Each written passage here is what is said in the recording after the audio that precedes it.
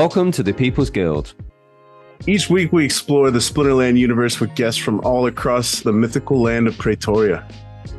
Join us on our journey as we discuss the evolution of the game, the strategy, the lore, and the exciting path that lies ahead. To support the People's Guild, make sure you subscribe, rate, and review wherever you get your podcasts, and also check us out on PeakD, YouTube, and Twitter. Send your questions, suggestions, and epic battles in our comments through Twitter or email at thepeoplesguildspl@gmail.com. We'll feature the best in our episodes and maybe airdrop you some prizes. Thanks for tuning in and enjoy the show.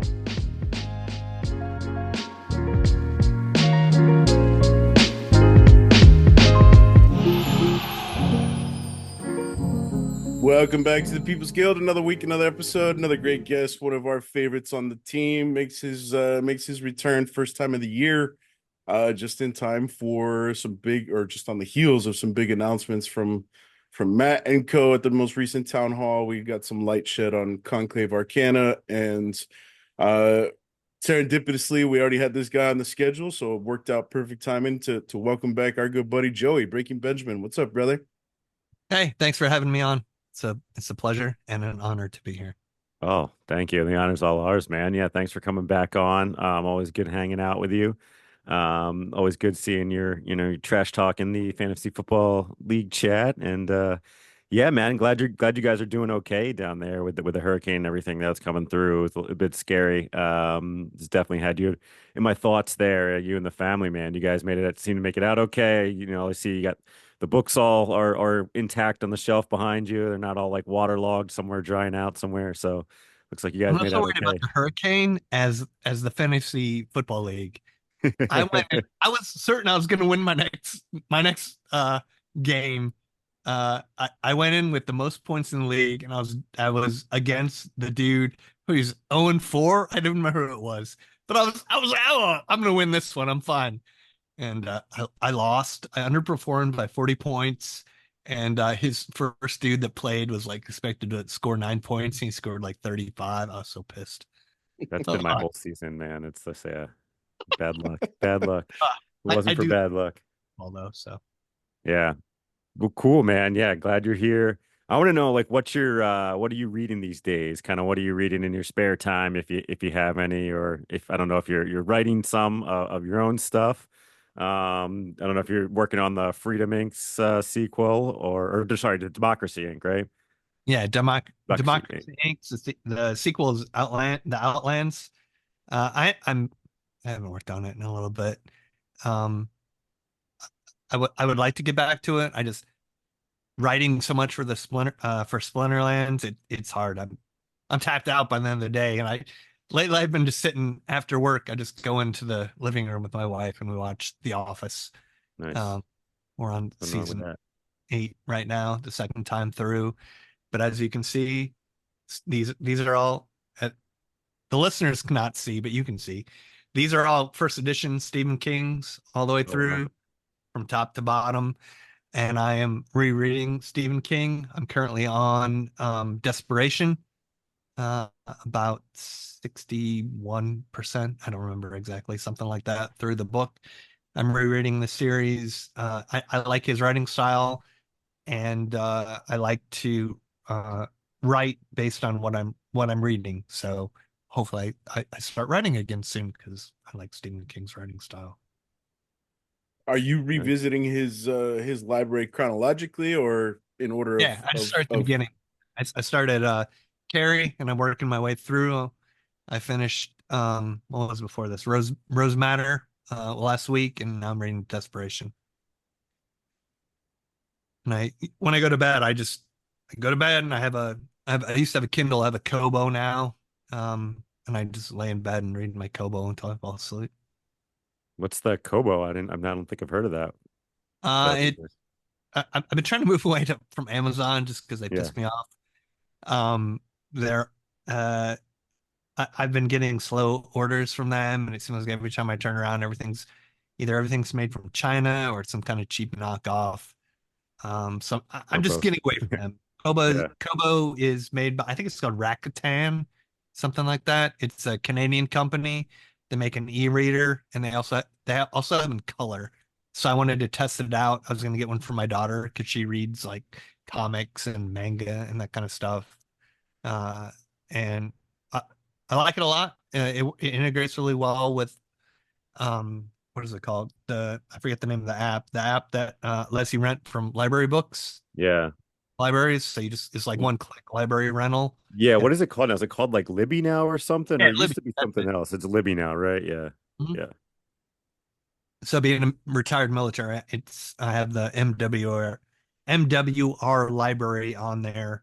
There's a Sarasota library, which is right here, but they don't have Libby access, so I have to use the militaries, which is Okay. I just looked it up. Rakuten is well, I was thinking that I was just getting localized listings for the Kobo, but it was listed under Rakuten. It's a Japanese company, man.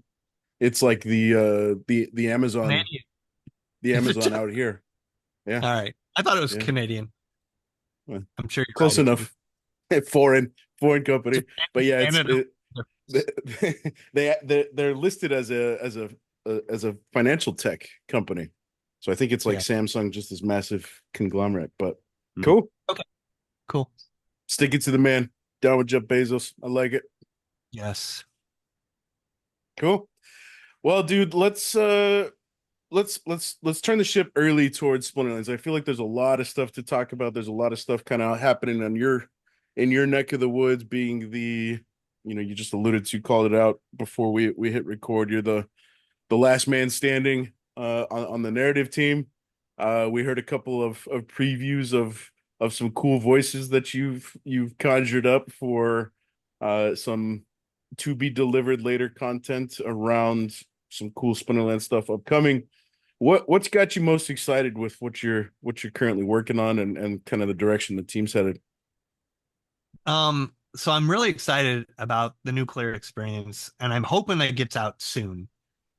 We have it's called the Warmage Academy of Battle Magic. So it basically replaces the current tutorial with kind of a there's basically a trailer, like a video trailer, where you go through and you experience it. There's some battles you fight during it. All the voice acting is done by yours truly. And then after you get through the trailer, you actually get to the we're still figuring out how it's going to set up on the website. But right now it looks like it's going to be books. Like book one, you learn how to do battles, and it's like the basics. What does it mean to use melee, magic, ranged? What are some of the advanced techniques, rule sets, and abilities?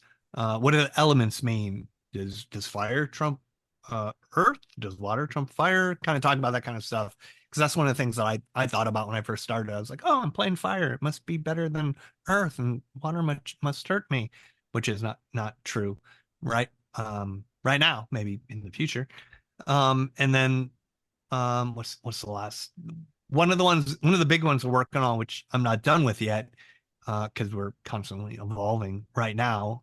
I don't know if you noticed, but we're constantly pumping out new content and updating the game. Is the economics section, which is hard to do in character. So basically, there's like this goblin that appears and starts talking to you, and she literally uses a hammer to break down the fourth wall, and it disintegrates, and she starts talking to you about splinter shards and dark energy crystals and what blockchains are, kind of explaining that to new players who might be here for the first time and don't really understand everything about crypto and crypto games and everything, which is a big part of I think new players coming in, making sure they understand that.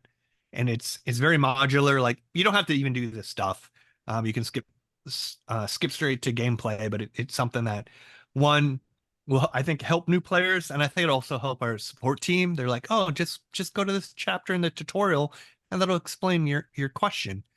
Ultimately, my goal, I think the whole team's goal is to have it so eventually you wouldn't have to read the white paper. You can go through this tutorial, and we have portions on land or boss monsters or everything else that we might introduce into the game, and a lot of the new stuff that we may introduce with Conclave Arcana as well. I want to hear Arcana. I want to hear the portion on boss monsters. How brief how brief is that segment? I think that's an upcoming There's TBD nothing part. yet. Like, Just is there with respect to the voice acting stuff and quick tangent, is there anybody in particular that you kind of draw inspiration from? my newbie voice. So it's like, I don't understand how you're supposed to use cards here. And that's kind of the voice I use. So that's kind of my inspiration for the gnome. That's kind of like your buddy in the new player experience. His name's Gon. And let's see if I can do it. The name's Gon Fizzlebit. Follow me and I'll take you to Worm Edge. So that's kind of the version of that. I also voice all of it just because of the cutbacks. So I have the Wagon Master, and it's he's like, sit down and shut up and get that log out of the way. It's kind of how he talks. And then there's the caretaker when you show up, and he talks at a deep voice. Get into Worm Edge, your lessons await. And then there's an elf. The first time I voiced the elf, I tried to do it with an English accent, and my wife was like, "No, don't do that." But it was horrible. I just did my normal voice. And sorry, I was like, "Hey, if you want, you can like use some AI program to make him sound different."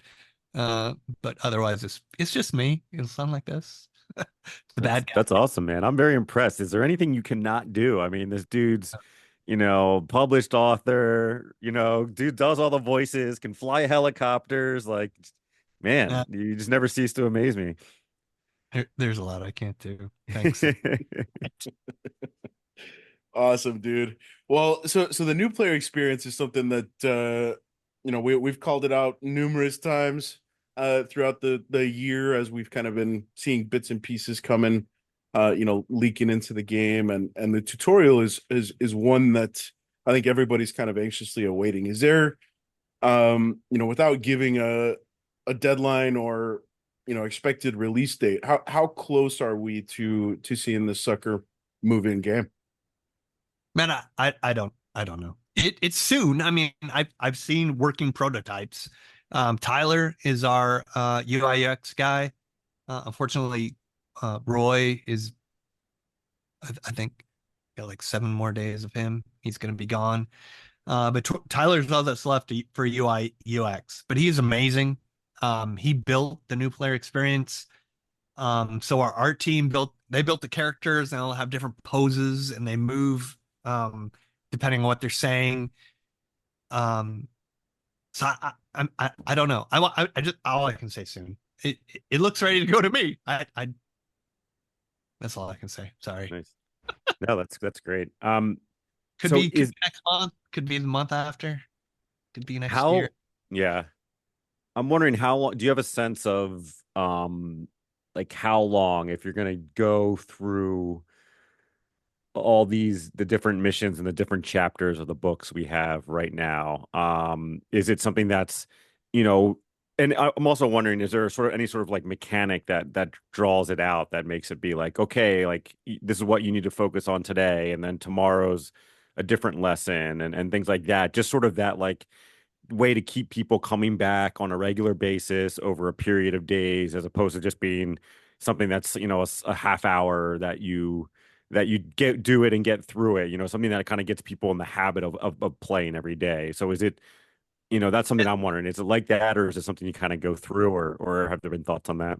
So right now it's kind of a one and done thing. I mean, if you don't understand the game, you can replay it. There's the classroom setting where you just sit and then the instructor kind of explains how to play the game to you.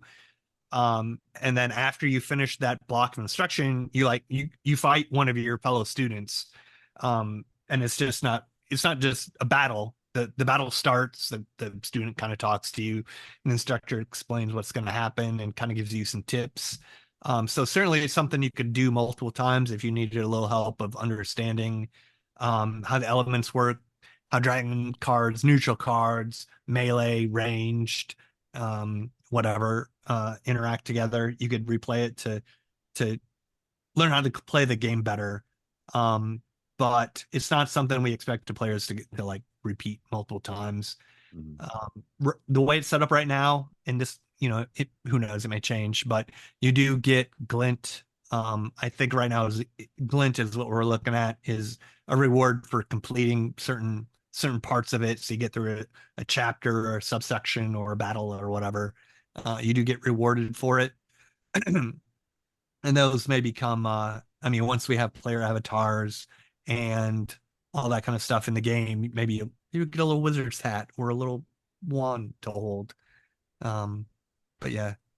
Nice. Yeah, that was definitely my next question, is if there were, rewards at all to in glint or chests or something, like kind of like we've seen the chest now for the hitting the different league levels. Yeah, so that's great. I think that's definitely a good way to go. It's cool. I tried to, once it's out there, we'll get feedback from the community, but I tried to write it and, it should be kind of engaging and fun and witty, but I don't know, maybe it'll suck. We'll see. I like it. I think it's fun to go through, but the more feedback, the better, and we'll continue to improve and iterate. And as more stuff comes out, there's stuff coming out with Conclave Arcana that will probably need its own section in the book of explain how it works. And then, like I said, boss monsters and all that stuff comes out. We'll add chapters to the book that players can go through at their own pace. And we also have a different route you can take. So I don't know how it's going to end up being implemented, but basically the way we're kind of envisioning it and building it right now is you start the game as like a fork in the road. Do you want to go to Worm Edge, or do you just want to go into the arena and start battling? And if you just go in the arena and start battling, you don't get the instructors and the sit down to explain everything to you step by step. So it's more like you start battling, and it's we call it contextual tooltips. So you start playing, it's like you put a dude in the first position, and maybe it's got sneak, and it's like a little tooltip will pop up. Hey, this dude's got sneak. You may want to put him in the back and not in the front. So we tried to come up with different tooltips that contextually pop up based on what happens on the screen. And you can dismiss them or choose to reset them if you want to see them again.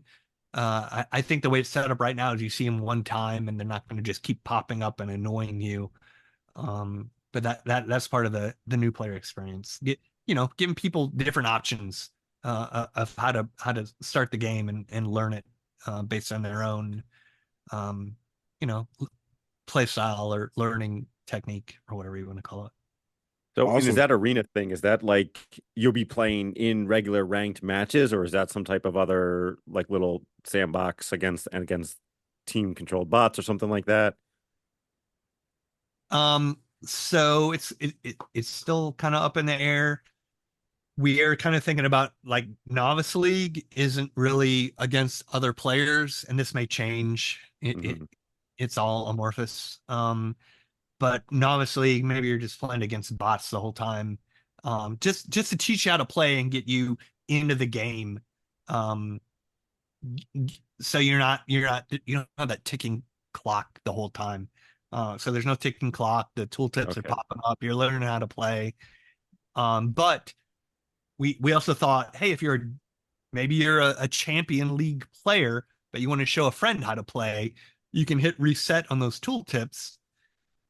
And even though you're in champion 1, you can show your friend how to play, and the tooltips will pop up and help you explain to them what's going on the screen and why you should put melee in the front, ranged in the back, reached in second, or whatever. We've talked quite a bit about, especially with Rebellion, the number of new abilities and complexities that have entered into the game is, it's a little jaw-dropping, and it's a little bit overwhelming if you're a new player. All of a sudden there's 25 abilities on the screen in any given battle interacting with one another. And I think it might have been you, Joey, that talked to us about what you guys were planning to work on last time you were here, where I don't remember who mentioned it, but the idea was creating tutorial specific cards that don't necessarily exist in the game, and creating more simplified, streamlined ability sets and synergies and that sort of stuff for the tutorial. Is that an angle that you guys have kind of leaned into? And something that we can expect with this tutorial? I can't say we've leaned into it. As far as the tutorial goes and the Worm Edge Academy, we do plan to develop a starter set. We do have a completely new set of cards planned for that you'll use during the tutorial, which I designed. I was a big World of Warcraft fan for many years and wasted many years of my life.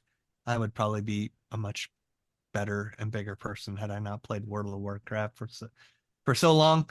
But one thing I did get out of it was they used a lot of pop culture references. So if this does come out and people see the training card set, I encourage anyone who can tell me every single one of these cards has a pop culture reference. And if anybody can tell me what they all are, I'd give you, I don't know, 10,000 SPS. It's not forgotten. But anyway, yes, we have a training card set with different cards that are all specifically programmed for the academy. And I'm looking at my to-do list, and 1, 2, 3, 4, 5, 6, 7 down the list is training card set. So I think this is separate from the training cards for Worm Edge. Matt talked about in one of our new player experience meetings, developing a training card set specific for playing the game as a new player. Kind of an evergreen thing, because right now you have these starter cards, which they're ghost cards, one of one. I'm sorry, level 1 cards that really don't get you very far. But if we could have like soulbound training cards, maybe you could level them up, you could play with them. They're soulbound. But I think that would be a good option. And I also met with Dave McCoy yesterday. We had a talk on Google Meet, and I don't know if I should be saying this online, so hopefully you should definitely be saying this online. Okay. So we talked about he wants to approach Matt. Hopefully this comes out later. I'm sorry, Dave. He wants to approach Matt about some ideas he has for the game, of how to make it easier for new players or people to get started. Because it's hard for me to judge, starting way back when I did. How hard is it to get into this game? I've had these abilities introduced slowly over time, but if I started today, there's a lot of freaking abilities. There's tactics. There's all kinds of tokens and NFTs, and everything that's going on with this game. I'm like, I don't even know how hard it is. If I was a new player coming in, it seems a lot more complex. So Dave's idea is to create an entry-level version that's a lot simpler. I met with him yesterday. I'm supposed to meet with him again tomorrow. And I mean, I really like where his head's at. I don't know what resources he has or what he can do, but having a game mode where you can come in and play, it's like free to play. You get cards. Maybe there's an entire new set. It's all soulbound. You just come in free to play. Or it's like credit. It's like a gacha game where you have credits. You can buy the stuff to get soulbound cards for this set and play Splinterlands. Get people hooked that way. Like I don't know if you guys have played. I played Disney Heroes. I played Guardians of the Galaxy. I spent thousands of dollars on those stupid games. My wife was like, "What are you doing?" And finally, I found Splinterlands, and she's not mad because it's actually can get some of my money back if I so need. But anyway, so like creating a gacha game type Splinterlands where people can just come in and play with credits and open up chests and get cards that are soulbound. They're not getting a return out of it, but they're realizing how fun this game is. Hopefully if our listeners have the same feeling I have, I love to play Splinterlands every day. I log in every day and I play my games. I can't get below. I can't hit 50 energy. I need to stay below, and I love it. I like playing the game, but it's kind of pricey. So if we can create this mode where you can play for free and it doesn't cost any money, and people can realize, oh my god, this game is fun, and then oh my god, I can play this game. I can actually make money doing it. I gotta make an investment, but that's okay because I can actually sell what I bought. Unlike Disney Heroes or Guardians of the Galaxy, where I spent thousands of dollars. It's like, oh, oof, it's gone. You know what I mean? Anyway, so that's I'm hoping Dave can convince Matt that, because I've talked about that in team meetings, and there's been pushback just because there's never been a way to figure out how to actually make it work. And maybe we're getting there, maybe we're not. I don't know. But that's the dream. Nice. I love Yeah, it, man. that's something I'd definitely like to see. Yeah, I'm with both of you guys. I think Dave's head is in the right place. I think, you think back to like the alpha days where it was really streamlined. How many abilities were in alpha? 20 maybe. And now we're 6x that, 7x that, something like that. We got some absurd complicated. And I do know I mean, if anybody's concerned, that at some point, like in Conclave, we're going to start retiring abilities, like abilities that these don't work, or we want to introduce different abilities. There's going to come a point where we've reached ability. What would you call it when you have too many saturation. Abilities? Saturation. Thank you. That's the word I was looking for. It's ability saturation. So we'll probably start retiring abilities. I think force field is one of the ones that's been discussed. Don't quote me on that. I mean, I don't know for sure. But we've definitely talked about force field. And I'm sure there's other abilities that'll be retired. Because there comes a point where it just becomes too complicated. Especially I mean, in the modern format, there's no need to have all that stuff. It's cool to have in the wild if that's your thing. I prefer to play in modern. So I'm kind of rambling now. What I usually do is I do modern up to champion 1, and once I hit champion 1, I switch over to wild, and I run on a bot. So I do wild up to champion. I'll give away my techniques. Once there's 3 days left in the season, I'll rent the entire wild set, and I'll bot it, and I'll usually get up and make enough DEC because I hit the leaderboard to pay for what I just rented. So not only do I make my money back in DEC, but I also get a whole bunch of Glen out of it. Don't tell anyone. Rogue was on here saying the same thing a couple weeks ago. Was he really? Okay. Yeah. So full disclosure, as the only narrative guy left on the Splinterlands team, I don't have time. I know Bjangles, you're like, oh, you should check out these episodes. I just don't have time. I'm working nonstop. I have a 6-year-old daughter.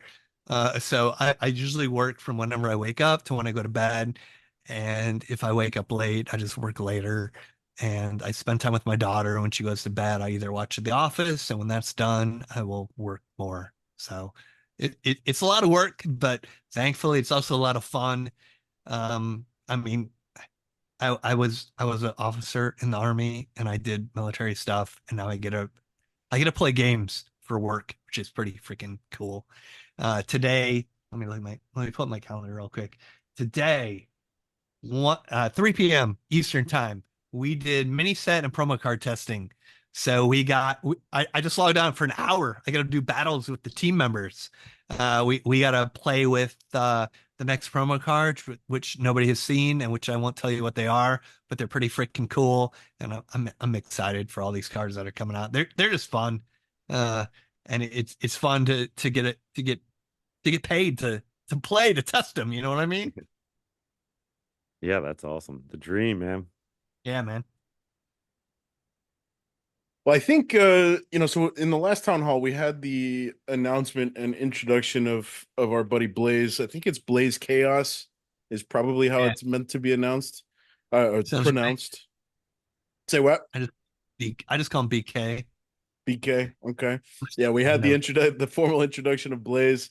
And I think I've heard a few voices in the community kind of raise some concern around, are we at a place where the product is marketable? I think I did see Blaze publish something on Hive yesterday or the day before, kind of outlining what he's very loosely outlining what he's planning. And Matt hopped on to our good buddy Stever and Bebe's show yesterday and kind of fielded some questions around marketing. And it's really kind of prep stages is what it sounds like, and getting ready to kind of coincide big product release, Q1, Q2 next year, big marketing push at the same time frame. We'll wrap up the promo card stuff at that point in time as well. So, circling back to what you're referencing with respect to Dave's idea of, a different product. I would have to imagine that Blaze is kind of thinking similarly. He's been around for a long time, and we're kind of the frogs in the boiling pot, right? Like we've gradually evolved with the game and slowly been introduced all of these abilities and tactics and eventually items and spells and yada yada. The list goes on and on. How do we offer a compelling story and reason for folks to come on and try the game? Because at its core, I'm with you, man. It's still a lot of fun, but I can see the sense of just being completely overwhelmed by, holy shit, there's so much going on here. It's way too complex. What the heck is execute, and what is this blast damage triggering? These additional attacks. I just got swamped by this card. Holy shit, it cost $350 for this card. So there's a little bit of a spiral that I can envision the new players seeing, experiencing, and feeling subsequently overwhelmed by. So I love that these conversations are happening. I shout out to you, Blaze. I reached out to you. I sent you a message not too long ago trying to get you on to talk shop, talk marketing here in a couple of weeks. Hopefully we can make that happen and you can field some of these questions yourself. But yeah, exciting stuff, man. Yeah, Blaze seems like a good dude. I mean, I don't know him personally. I've got to sit in on a few meetings with him. I've got to listen to him, and I'm pretty excited about what he's going to bring to the table. I'm pretty optimistic, and I think great things are going to happen. And I mean, I do think a lot of it has to do with just the market in general. I mean, if we can hit another bull cycle and Splinterlands is set to capitalize on that, I think that's what we need. And I think we'll all feel the benefits of that when that happens. And I do think it's inevitable. I mean, it's going to happen at some point. It's just a matter of when. I've got quite a bit of money in Splinterlands and other crypto as well, mostly Bitcoin. And I put quite a bit in Solana as well. It's almost like the rising tide will lift all ships. So I don't know if you ever heard of Gilded Guardians. You ever heard of that game? I don't want to like. I feel like it's been mentioned about it. Yeah, I don't remember talked about it with. Was Siler talking to us about that? Hep? I bought Gilded Guardian when I first got into crypto. There's like I can't remember who he was. One of my friends, he was like some dude. He's like, hey, you should check out Splinterlands, Gilded Guardians, and Star Atlas. So I invested in all three, and it was Splinterlands that I eventually settled on. But I did have quite a bit of money in both Star Atlas and Guild of Guardians. And Guild of Guardians, they went live. Finally, they actually launched a game, I don't know, a couple of months ago. Between 2021 and today, my assets went, they went up a lot, then they went down. But the game is boring as balls. It's horrible, in my opinion. But they're on the App Store, and they got like 4.7 stars with I want to say 1.7k reviews. So it's pretty well reviewed, but man, the game sucks in my opinion. So I'm in the process of selling all my assets out of that game. Well, let me stop you there, Joey. So what's the appeal? Why the high reviews? People sunk a bunch of money into it before the game came out, and so then they're trying to pump their bags, drive up pump it up. Yeah. So my opinion is that Guild of Guardians it's free to play. They have guardians, which are basically it's an auto battler, right? But instead of cards, you have little guardians that run through the dungeon. You don't control them; they auto battle their way through. So it's like Splinterlands, but it's free to play to start. There's no spell book. You earn guardians they're not NFTs. They're just regular old gotcha game characters that run through the game. And you pay money. They're almost like they're soulbound cards. You pay money to unlock them, and then they become NFTs. So that's one of the things when I mentioned talking to Dave, that's one of the things I talked extensively with Dave about. If he could convince Matt or somebody to come up with this game mode where you just have a gotcha mode that you run through and you can play it, and people just play for the sake of playing because it's fun, which I think Splinterlands is. It was a hell of a lot more fun than Guild of Guardians, to me at least. And then once you realize how cool it is and you can actually make money from it, then you can unlock your stuff and it becomes NFTs. But yeah, so I'm selling all my Guild of Guardians. They're So before you listed all your NFTs, did you drop a 5-star review on Google Play? I just gave up. Yeah. I mean, full disclosure, I paid for my dudes at like whatever the airdrop, I don't know, airdrop value. I spent like a grand on these dudes, and they went up to I want to say $15,000 about, and I'm selling them back for basically what I bought them at. They've dropped way back down again. People are like, oh, Splinterlands has gone so much down in value. Everything has. Splinterlands, Guild of Guardians, Star Atlas. I also invested in Fluff. It's called Fluff World, if you want to look it up. Those were the 4 big projects that I invested in, but I put most of my money in Splinterlands because it was the only one that was fun. That was a game that was I enjoyed playing. And it still is the only one that I enjoy playing, even though I still have some assets and other stuff. Splinterlands is actually fun. And if Blaze can do his thing and we can figure out how to get this on the App Store and maybe create a free to play. I really like the idea of a free to play version after talking to Dave. And then as people realize how cool this game and how fun it is to play, that you can actually invest in it and make money playing it. All that together, I think, will be awesome. And even if that doesn't happen, if we can get back into the same bull market cycle where Bitcoin blew up, I think we're going to be right back in the same boat we were in back in 2021. I'm sorry, 2020, 2021. And I'm looking forward to that day. And in the meantime, I'm just going to have fun because it's a cool game to play. And it's cool. It's fun. Yeah. Yeah, I'm wondering if it was Wolf, because we were talking.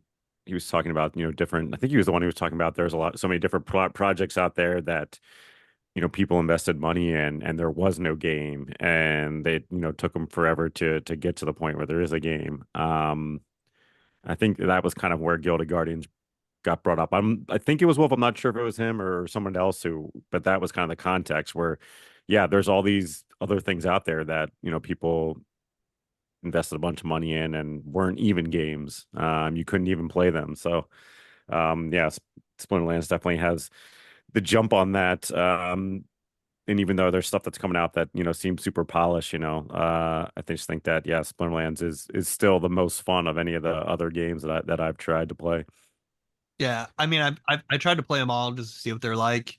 As a team member, I almost feel like it's kind of like a responsibility just to see what the competition is like. And in my opinion, I mean, I like card games, so I don't know, maybe it's just me, but I think Splinterlands is funner than anything else I've tried that's out there. I enjoy logging on, and even though it's an auto battler, you got to put your cards in. I still watch even after all these years, I still watch every battle, and then I get to the end, I'm like, oh crap, it's Pete Jangles, and I'll send him a DM or Dave McCoy or a guildmate. I'm like, God damn it, it's my guildie that beat me. I'll send him a message, and it's great.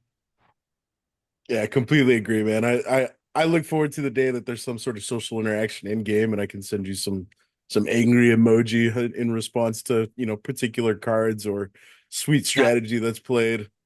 I don't know if it'll happen, but I know the original reason we went with this mysterious battle mage where you can't see who you're playing was I think it was the bots, but I mean, bots are outlawed and are illegal in modern now, right? So I actually brought up, I was like, why don't we just bring back be able to see who you're playing against? It'd be cool. Then you can send them. I can send my little smack talk before the battle even begins. I don't need to wait till the end. I think it'd be fun. Just surrender now. Just Yeah, just surrender. Wave the white flag. I have tofu. Do not even bother. Yeah. Hope you're feeling vegan. Tofu's getting served up. Tofu. I think it was actually I think it was Rogue. Second shout out for Rogue, because I just looked it up. Gilded Guardians is on YGG. And Okay, so yeah, I think Rogue may have been referring to Gilded Guardians as a game he's earning YGG tokens through. But I mean, I don't really dabble in a whole lot outside of Splinterlands as far as Web3 stuff. I still got my Nintendo Switch, and I power up the Zelda series from time to time. That's still my go-to. I'm anxiously awaiting for Hades 2, which is another game that I really enjoyed. But Echo Wisdom right now on my Zelda Switch, on my Nintendo Switch. which one Echoes of Wisdom, Zelda. is that? The Is new that one? one of the? Yeah, you play Zelda. It's great. There's no link. I have not heard of that. I think I miss a lot. I've heard of that one. It's more of like a puzzler, right? Kind of thing. It's like you have the wand and you can duplicate stuff. Is that? Uh-huh. Yeah. And I actually it's actually based on a game from, I can't remember. I think it was either the early 2000s or the late 1990s, and somebody like did a analysis, and it's like the game is it's basically the same map as this old game, but they expanded it, and so it's very nostalgic for anybody who played the Zelda games back then. It's like kind of like one of those Zelda games. Yeah. They're saying that more from the 90s. Okay, interesting. Yeah, it's very similar to that. Obviously, there's more mechanics. It's a bigger map. I think it's a lot of fun. Sweet. Well, there goes my weekend. Thanks, Joey. I'm gonna go look for it this weekend.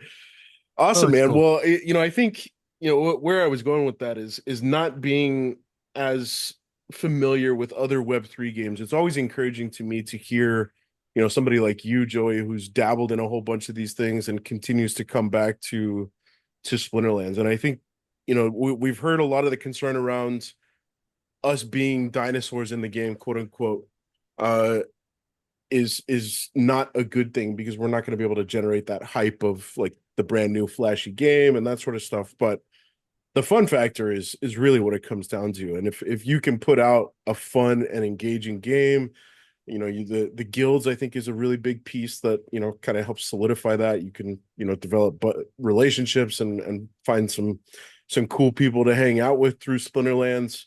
I think the community that we have is mostly awesome. A lot of really sharp folks out there, and Mostly awesome. Who's not awesome?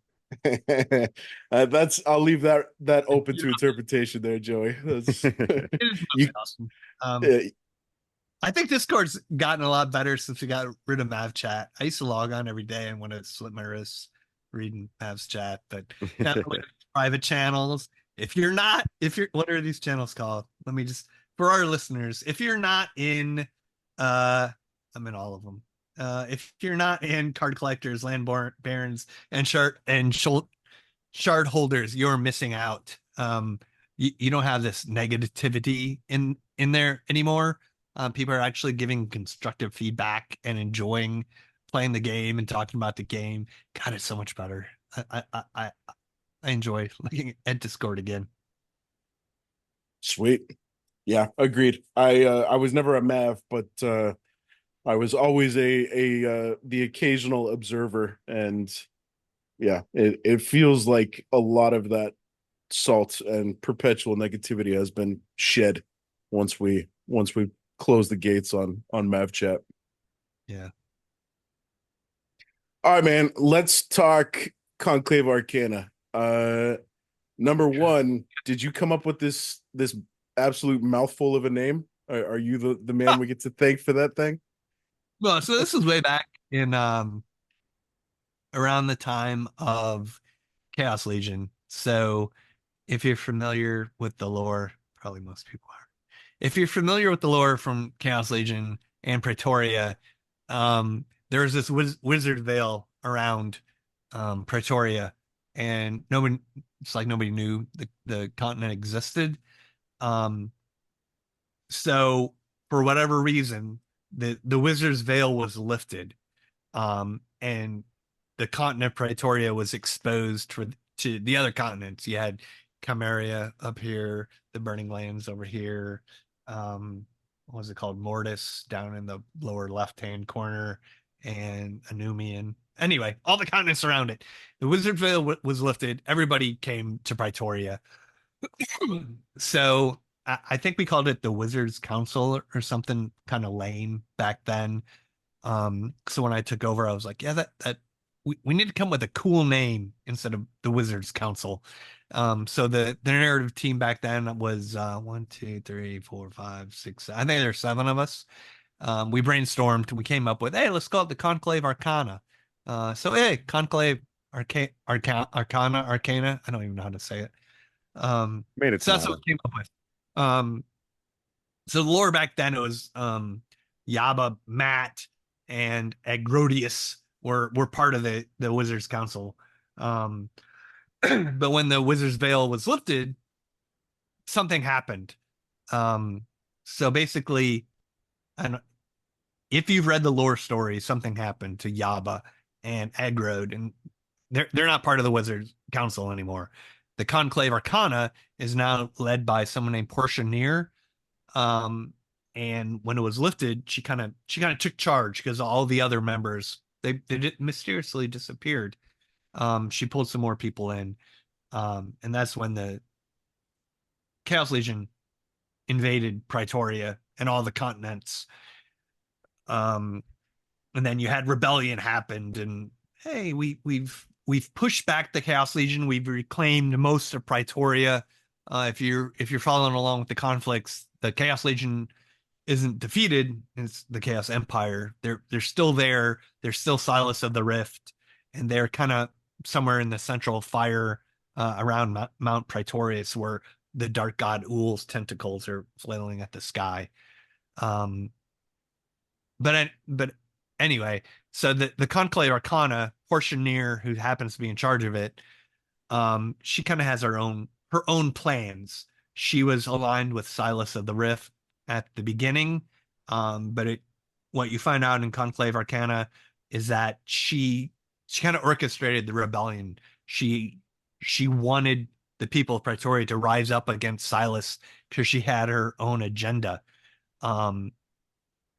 So what you'll see is that her Wizards Council, her Conclave Arcana, they are moving around Praetoria. She's also involved in the land expansion.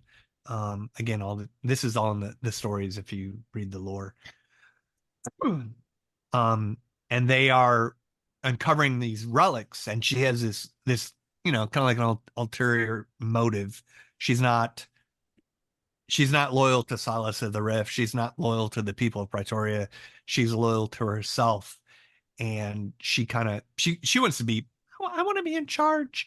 So that's kind of her agenda, and that's what Conclave Arcana is about. Is her and her council of mages and magesses and whatever, kind of going about using these relics that they've discovered to take advantage of the rebellion that has occupied the people of Praetoria, so she can kind of claim control of everything for herself. Interesting. So yeah, she's kind of let the rebellion, fight the rift, and now that both sides are weakened, she's ready to kind of step in and make her power play. So it's kind of interesting because, so full disclosure, this is supposed to be a mini set, right? I was like, I want a mini set. So we're like, oh shit, we got to jump through our butts and make a mini set. So we created all these cards. We made a mini set, and so we have a mini set. Is pretty much, there's a few cards that still need working on because we ended up not doing mini set, but most of it was done. And then the players were like, oh, we don't want a mini set. We don't want a mini set. But all the work's done, and we now have you've heard about how we've had some cutbacks. We are down to 2 full-time artists, 2 part-time artists. We have a bunch of cards done, and to get another complete set done is kind of would be kind of crazy when we have all these cards done, right? So this mini set now becomes a main set. Originally my plan was we were going to have Rebellion, and then we were going to have Battle for Praetoria. So Rebellion happens. We've claimed most of Praetoria, but Silas of the Rift is still around. It's almost like a Lord of the Ring things. Battle of the Five Armies. The Splinters have to march on Silas of the Rift and defeat him. But instead, we're gonna make this mini set a main set, and that's okay. It works as far as the storyline goes. Portia and her minions, they're summoning like elementals from elemental plane of fire, earth, water, yada yada yada. And one of the reasons we I'll just say this. So one of the reasons we did that was because we've cut our artists. We don't have as many people as we used to have. Nate, and I are very specific where if someone is a melee attacker or someone is a magic or range or they have certain abilities, they should look like they have certain abilities. They shouldn't have wings and not have flying. You know what I'm saying? Mm-hmm. So we thought, every card in the game that has wings and doesn't have flying, I don't understand. Oh, it drives me nuts. What about Bramble Pixie? Why is Bramble Pixie not fly? My least. Not only is it a pixie is a tiny little creature, right? It's got wings, it's huge attack and huge health, and it's like, why is this I hate the Bramble Pixie. So we thought with Portia Nur, the leader of Conclave Arcana, as she gathers these relics and tries to take control of Praetoria, well, let's have her summon elementals from the different elemental planes. Why? Because a fire elemental might punch with its fist and may throw fire magic and may throw a big molten rock at you. So it makes it really easy to be range, magic, or melee. And we don't have to change the artwork based on what the card designers do. Okay. So it works really well in that regard. And I also, another thing with this set is I had planned to put Cal Jericho, Dan Beasley, in charge of this. So he had made all the characters for the mini set. He'd given the artists their art prompts, because I did Rebellion as the narrative lead. I wanted him to have a chance to take the lead and design the characters for the next set. And then we laid off Dan Beasley, which kind of sucked. Dan Beasley was my right-hand man. I feel like it sucks without him. I really miss Dan. He was an incredible part of the team. He gave a lot. He was a contractor. He wasn't a full-time guy, but he was always there, and he was always there to back us up. And he was, I don't know, he was amazing. So I'm hoping at some point that things pick up again, he can join in. We can bring him back on, because he was incredible. But he started designing the set. So I'm looking at the cards right now. And so we've got the mini set developed, right? So we need to expand it now, so it can be a complete set. And I'm not sure where I'm going with this. What were we talking about? This is where we're just asking about Conclave Arcana and letting you cook with it, man. So yeah, just keep going. Right. So we've expanded from a mini set to a complete set. I miss you, Dan. I hope you listen to this, and you're awesome. So I'm looking at what he's built. There's a few cards I've changed the names of. One of my favorite, I'll just drop a name right now. We have the Boring Hobgoblin, which is one of my favorite cards right now. So as Portia comes around, and of course we have to design it with conflicts in mind, because as you know, we're gonna have conflicts again. Matt talked about that in did he publish that post yet? Am I jumping the gun? Did Matt publish the post yet? Yeah, published. about the conflicts. Yeah. All right, so we're gonna have conflicts again, and so each one of these conflicts will have a story behind it. And one of the so basically what's happening is the Conclave Arcana is going around Pretoria, and they're trying to uncover. They've got these relics, so they're trying to uncover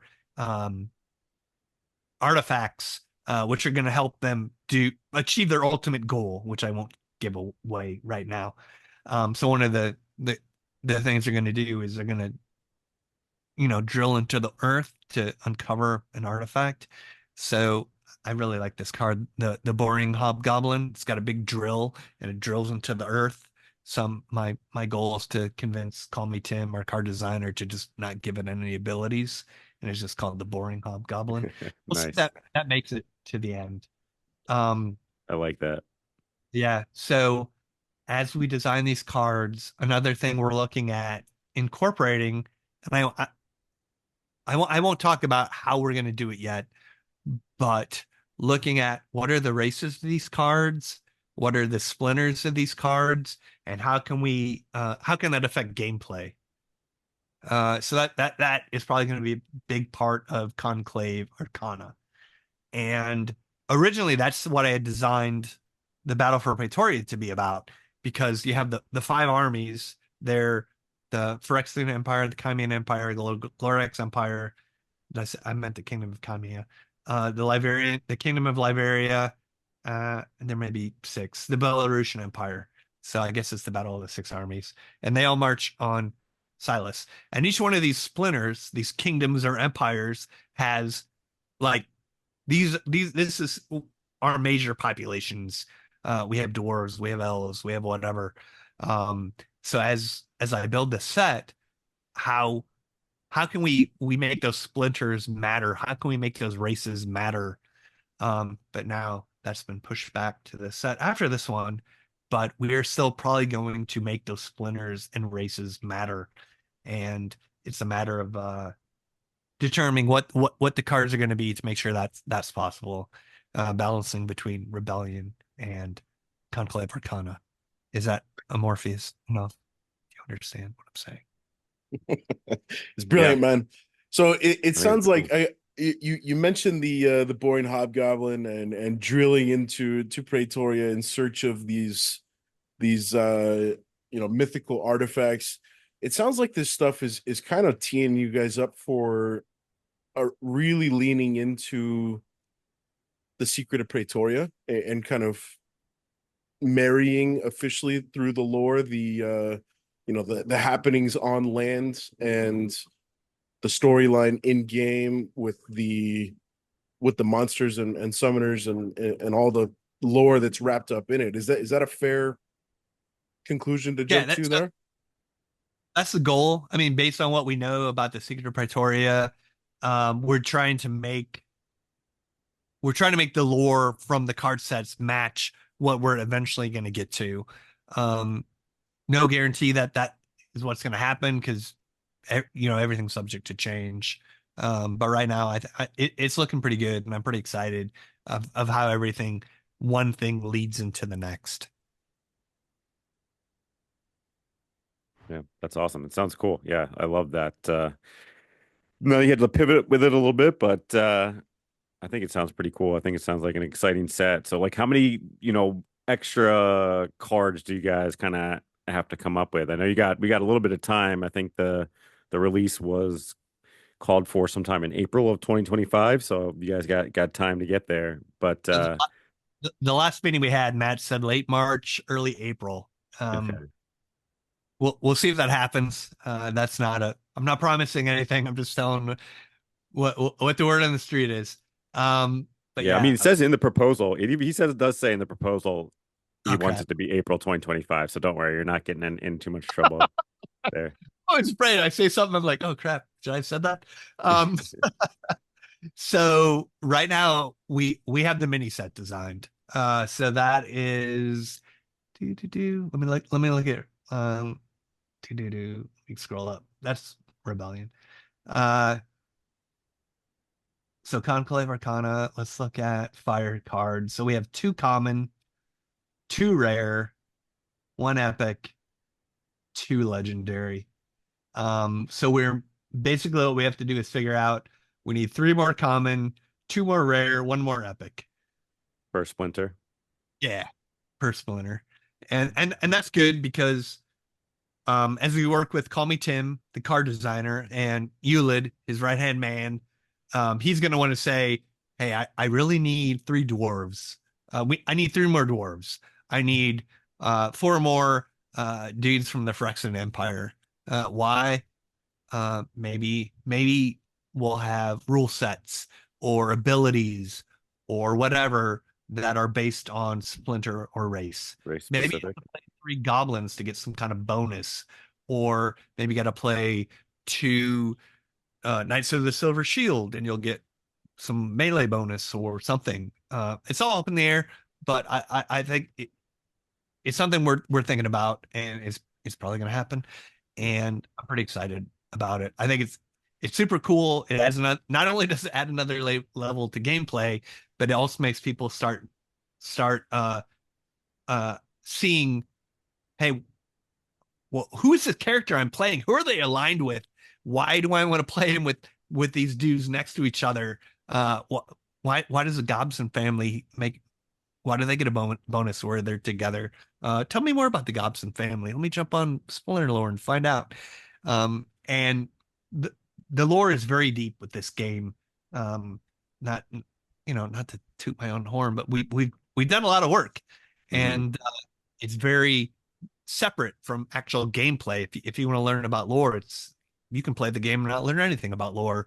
But now lore might matter a little bit. You might become a little more interested in finding out about the tribes of Panoplia or the Phyrexian Empire or what have you. Nice. I'm really excited about Conclave Arcana. I think it's gonna be really cool. Has there been, and we've talked about this a little bit, any maybe discussion about the fact that it would be okay to kind of recycle some cards, maybe not, exactly, but things. I'm especially thinking like, neutral cards that are just, not super overpowering cards. You're pretty basic cards, but are very useful to have and use sometimes. Like, let's say like the Zenith Archer or the Zenith Monk. Just cards like that are just, they may not be exciting, but in a lot of rule sets, in a lot of cases, you end up playing them, and they can kind of be like those workhorse cards that feel like they really help balance things out sometimes. So is there, any discussion on that, or like, hey, there are some key cards that are, basic but well used that, we kind of really can use those cards to keep stuff tied together, and we don't need to completely reinvent the wheel every time, we do a set. So we have talked about that, and up until now, we've tried to stay away from it. We always look when we're playtesting cards, we're always looking at, hey, this card is really similar to this other card. And sometimes that's okay because one card's in wild and one card's in modern. But generally we don't like purposefully try to make a card the same.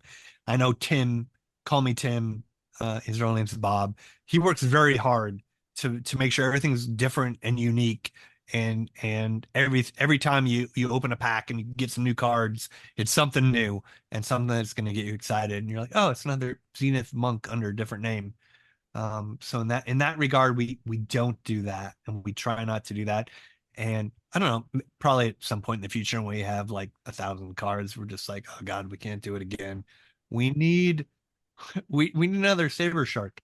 But we're not there yet. From my perspective, from a lore perspective, one of the things that I'm considering doing is creating other versions of the same card with maybe not the same stats. So for example, if you're familiar with Bear Skooker, the Death Legendary guy. Yeah, Death Legendary. His name's Bear Skooker. He's part of the Chaos Legion, as are the Helheim Demon or the Lusheim Demon. All those dudes are part of the Chaos Legion. But if you've listened to the conflicts and read through them, eventually they betray the Chaos Legion. They join the rebellion, and they become a new splinter. They're now the Belarusian Empire. They're not part of the Chaos Legion. They broke away.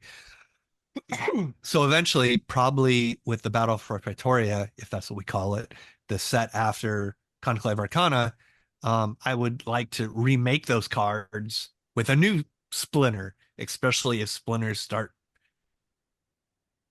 um, um, mattering in terms of gameplay. I would like Bear Skooker to be different.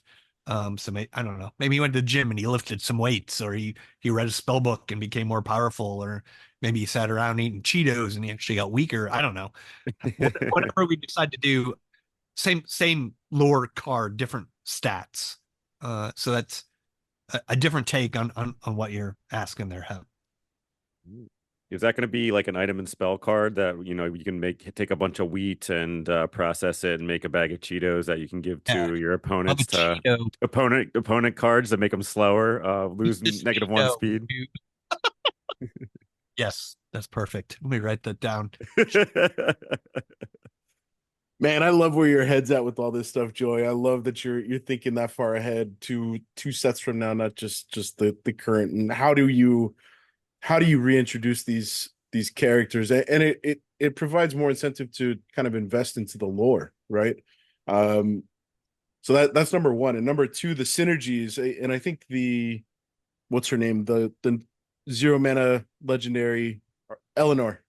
Eleanor Bravefoot. Sorry, not Bravefoot. Braveheart. Yeah. Bravefoot. Yeah. Bravefoot. Yep. She kind of sets the precedence for that synergy, right? And I think, I was pretty vocal in saying I would have liked to have seen other things aside from the Fiend offering synergy. I'm getting funny looks from you, Joey. But It's just my hair. Oh, put my gotcha. headphones. All right. Yeah, So oh, go ahead, man. So Eleanor Bravefoot. So everybody's like, oh, Eleanor Bravefoot. So I do my new voice. Eleanor Bravefoot only synergizes with the Chaos Fiends. So call me Tim. Bob, our game designer, specifically is asking for a card that works with Eleanor Bravefoot and Conclave Arcana. So even though the Chaos Fiends are going to rotate out, we're going to have cards for her in Conclave Arcana. All right. You hear that, nerd? Stop whining. Yeah, nerds, stop it. So yeah, so that's going to become her ability instead of being, synergizes with whatever it says. I think it says Brood Fiends, and it's the Chaos Fiends, 0 mana. Basically, we're gonna change the way her ability works, so it works with a specific race of cards, which will be. So I'm the nerd here. So the species is monstrosity. The race, I think, right. Let me just pull it up. No, I don't want to make you wait. I think it's called Ool's Brood or Ool's something. But that's the race of cards that it works with, and we'll make more of them for Conclave Arcana. So buy that card. It's gonna have bonuses moving forward, even though the fiends are moving out. What does the UX UI look like for, there's got to be, you guys are, I'm sure you're thinking about how do you get a quick and dirty glimpse of, what is the race? What is the taxonomy here? We've been lucky to have the privilege of releasing cards for both Rebellion and for the Rebellion reward set. And whenever that information was passed over to us, not only was it the artwork and a snippet of the lore, but the taxonomy was all written out, and you could see, exactly which splinter, which element, yada yada, and kind of draw some conclusions in terms of who is this person aligned to, who is this monster, potentially synergize with down the road. Is there going to be a new page, or are we going to introduce some new symbols on the cards themselves? What are you guys thinking as far as how do you get a quick glimpse and an understanding of who these cards are and who do they synergize with? Right. Sorry. So that's a great question, Bob. So let me think how to answer this. So right now we have you know what JSON is? A JSON file. So we have a JSON, and it's the lore. But one of the things that we don't put on the website, and I think we actually cut this part of the JSON out, so you can't even see it if you could look at the code of the website. We have race, we have species, race, subrace, splinter, and special. And special would be like vampire or revenant or specter or whatever. So we have the JSON for all that. We don't publish it, but we have it in our Google Drive or whatever. So that is one of that. So that's how it would be on the back end, knowing that it's there. But then for the rebellion cards, it's pretty easy. It's a very minimalistic frame. You have the name, and probably under it, it's going to say Kobold Conclave Arcana or whatever. Wait, that's Conclave Arcana. Serpentine Skaden or Jin Incandium. And it would just say it right on the card, words instead of icons, because we have so many.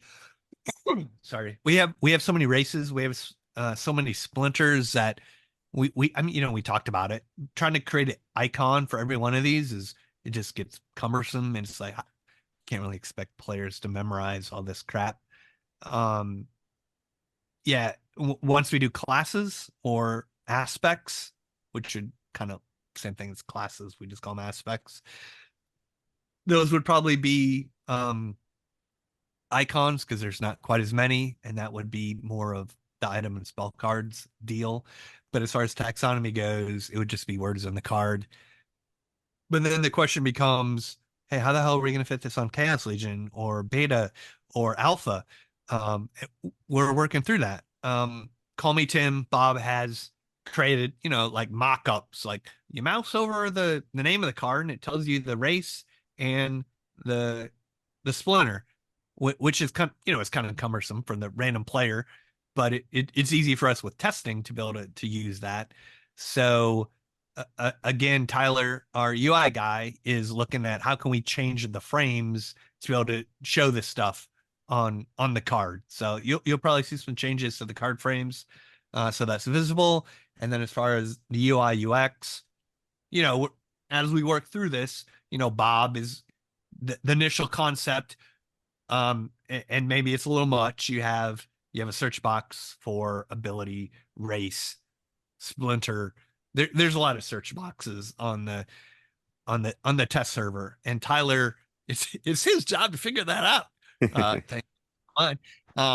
So I think what we're leaning towards, and who knows what's going to end up being in the game, but I think the easiest thing is just having one search box, and you just type in elf, or you type in Nimbledook, or you type in return fire, and it just filters your stuff based on what's there. You don't need a different search box for every single one of those things.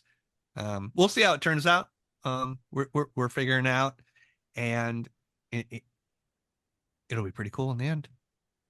Would there be a way, and maybe this is a Tyler question, but to kind of like if a certain race or species is relevant to the rule set, to kind of highlight those cards, kind of just have some sort of highlighting box around those cards so that you could kind of, just as you're looking at it, you can kind of see those cards that would be relevant called out, as opposed to having to narrow it by a search.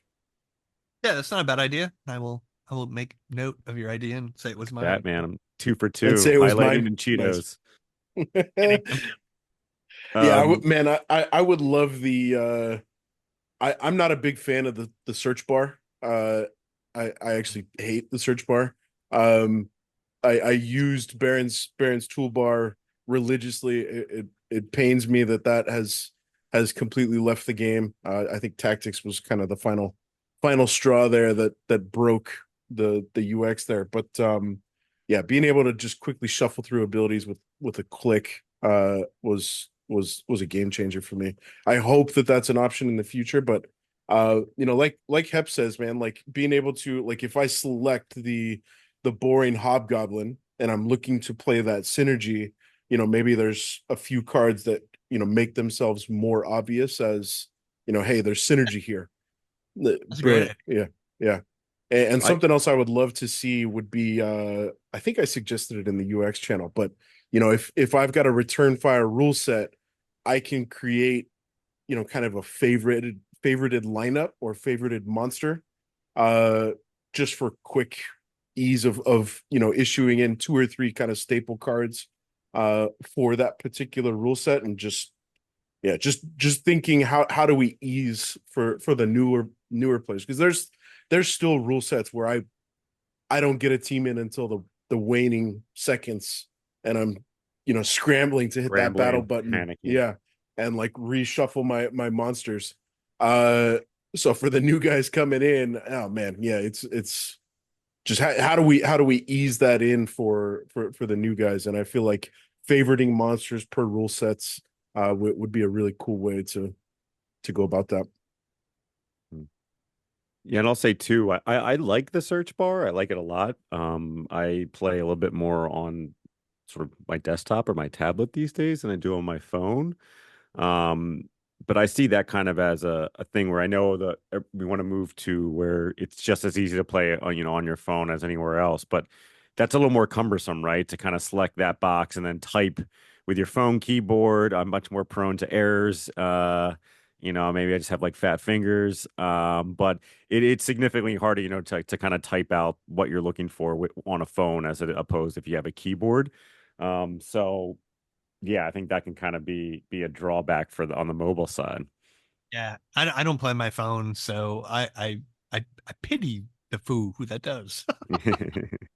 I don't know if I could do it. I admire the fool that does, because I can't do it. I got to play on my computer. Yeah, Um, I'll definitely play on my phone some when I just really want to play or get a game in, but it is harder. It's harder with all the cards and abilities and stuff. And we yeah, we do have one dev that's like dedicated to fixing and updating our mobile app, which I think is huge. We need a mobile app in the freaking app store. That's where everybody looks for apps to play. And if we want people to, really adopt Splinterlands and start playing it, it needs to be mobile friendly. It needs to be in the app store, and it needs to be good. mm. Um, Looking at, again, Golden Guardians, 4.7 stars. However, 1,000 reviews. The game sucks, but if you go on the App Store, it's number one on new RPG games. Uh, and, and if we get Splinterlands in there, it's going to be a huge boost for us. Being on the Google Play Store, it can, based on people's downloads and preferences and stuff, it can just, recommend that. I'm sure there's a way, like, obviously you can pay to get, more people, but like sometimes people, yeah, I'll just, like you said, if you're playing a game and you liked it, but maybe you got tired of it, you got tired of spending too much money on it and you just want to switch to something else. And maybe you're browsing in the Google Play Store and it's going to recommend Splinterlands for you. And it's just, maybe you download it and give it a shot. So Yeah. Cool, man. Well, let's shift gears a little bit here, and kind of look at the grand scheme of things we were talking a little bit about it off air, and the macro and what's going on in the crypto world. It feels like things are heating up.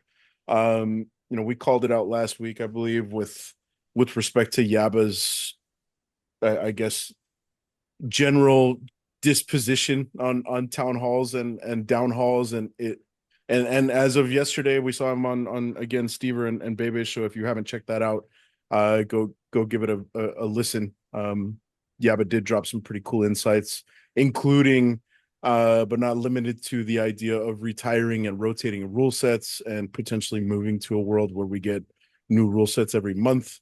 Back to basics, I did contribute that as the first one that I that was the first one I volunteered for retirement and or rotation. Um, it got some laughs. We'll see. I don't know how serious that'll be taken, but Like every time I get back to basics, I fight Fat Jimmy and he beats me. I he hate it. loves it. I will say I enjoy it more now that we've got the epic reward cards. I feel like they are just made for back to basics. But yeah. Anyways, I feel like Yaba is in a much better headspace than he was, prior to High Fest. He's got that excitement. It feels like he's moving back towards enjoying what he's doing without, obviously, he's made it very clear, abundantly clear, that he's not happy in the CEO role and would like to move to a place where he's the game maker once again, and offering his contributions to the team and the success of the game through creating the game and perpetuating the fun aspect of what it is that we all love and enjoy with Splinterlands. So all of that in mind, Joey, are you feeling, you guys are already talking about the Battle of Rebellion, if that's the name for, I guess that would be the set at the end of 2026 or early 2027, something like that. Are you feeling pretty bullish, all things considered? How's your personal view on the state of things here at Splinterlands? Yeah, I am. So the hard thing for me is these freaking promo cards are so expensive. So when they were first announced, right, in the team meeting where we talked about the pricing, I was very vocal. I don't usually swear during team meetings, and I think I dropped some F-bombs. I thought they were way overpriced. I thought it was ridiculous. I didn't like it. But then as these legendary rare cards have been released, I watched the prices. I'm like, crap, they're just going up in price. So they're not like what's his name, Waka, or what's the freaking life death range? Zerial. Zerial. I mean, this went down in price, but these cards are going up in price. I'm like, God damn it! I wish I had bought them. So I've changed my tune. I think we made the right call. They're very rare, and they're worth a lot, and they seem to be going up in price. And even if they don't, people are buying them. They're getting a benefit out of them because they're kicking ass, because they're some pretty powerful cards. They're burning DEC, and they're really very rare cards. So it's not something that's gonna like destroy the balance of the game if you don't have them. It's good to have them. It's all right if you don't. I think they're a good investment based on their price, based on where I think Splinterlands is going.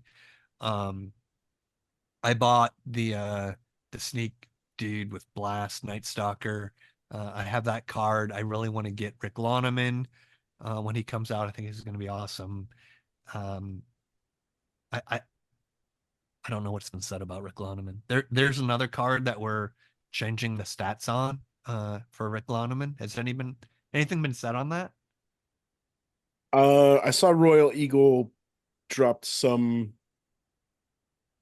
inkling of what Rick Loneman is going to bring to the table in Tavern. Okay, one of the last couple of days. Here's a hint. Read the lore on the Rebellion cards. There's one card that is going to get a boost based on Rick Loneman. If you read the lore on the cards, you'll know which one it is. I'm pretty excited about that card because Rick Loneman's kind of my baby. If for anyone who's read the lore stories, Rick Loneman was in the very first story about the Chaos Legion invasion. The armadas of the Splinterlands sailed to Praetoria to stop the Chaos Legion, and the story was told from the point of view of Rick Loneman, and this was a long time ago. Unfortunately, the armadas failed, and the Chaos Legion won. But Rick Loneman lived, and he was in stories, subsequent stories, and we've just been waiting for the right card to introduce him, because none of the stats really supported who he was and what he brought to the table. So I'm super excited that he's going to be released next. And the character is actually based on one of my role playing characters. Do you know what a MUD is? Multi-user dungeon. You ever heard of that? Yep. So I had a character named Rick Loneman on a MUD I played, and that's where the character's name came from. So I kind of love the dude, and I probably need to buy him, not just because well, yeah, just because he's my boy. You're my boy, Blue. My boy Rick. But he's also super cool. Read the lore for Rebellion, figure out which card he's going to synergize with, and you'll probably have a leg up on other players. Nice. You care to point the listeners in a particular No, read the lore. direction.